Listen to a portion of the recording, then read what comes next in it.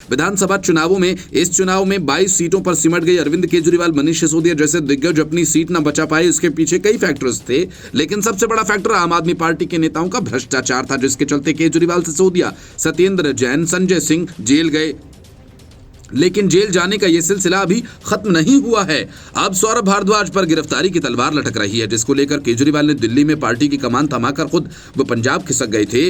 अब दिल्ली सरकार के सतर्कता विभाग ने 24 अस्पतालों के निर्माण में हुए हजारों करोड़ के घोटालों में सौरभ भारद्वाज के खिलाफ मामला चलाने की अनुमति मांगी और यह अनुमति सौरभ के साथ सत्येंद्र जैन के खिलाफ भी मांगी गई है।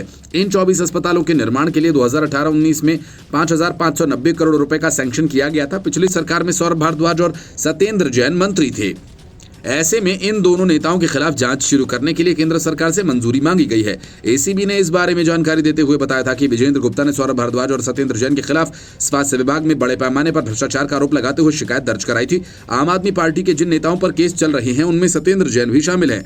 वे कई मामलों में जांच का सामना कर रहे हैं और जेल भी जा चुके हैं, लेकिन ये पहली बार है जब किसी मामले में सौरभ भारद्वाज का नाम सामने आया हो। इससे पहले तक वे साफ सुथरी छवि वाले नेता ही जाने जाते रहे हैं और दिल्ली विधानसभा चुनाव में हार के बाद पार्टी ने सौरभ भारद्वाज को बड़ी जिम्मेदारी देते हुए दिल्ली इकाई का मुखिया नियुक्त कर दिया। उनकी जिम्मेदारी पार्टी कार्यकर्ताओं के खोए मनोबल को लौटाकर एक बार फिर पार्टी को अपने पैरों पर खड़ा करने की थी, लेकिन अब इस केस के चलते इस पर ब्रेक लगता नजर आ रहा है। माना जा रहा है कि सौरभ भारद्वाज के खिलाफ भ्रष्टाचार की जांच के चलते दिल्ली के कार्यकर्ताओं का मनोबल और भी गिर सकता है। इसके अलावा सत्येंद्र जैन ने हाल ही में पंजाब आप का को इंचार्ज उन्हें बनाया गया। ऐसे में उनके खिलाफ जांच का असर पंजाब के कार्यकर्ताओं पर भी पड़ सकता है, वो भी ऐसे समय में जब पार्टी 2027 में होने वाले विधानसभा चुनाव की तैयारियों में लगी हुई है।